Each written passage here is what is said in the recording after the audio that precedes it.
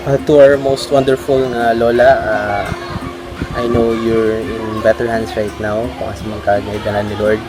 I just hope na kanina mo ginagian karon will not be a source of sorrow lang but an inspiration sa imong life na gilive together with us.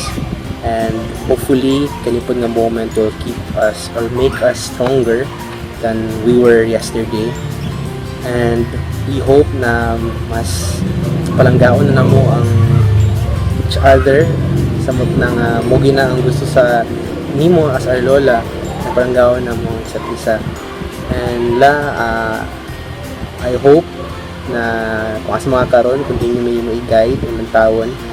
And kulang la kaning kung board exam karon, biskan lisod ko siya or gatrabaho pa gid ko, pero ako ni gina-offer para sa iyo.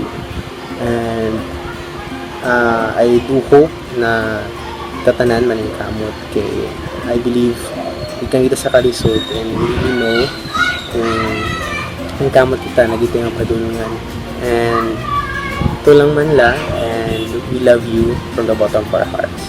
So amping and makasaman ka mga karon.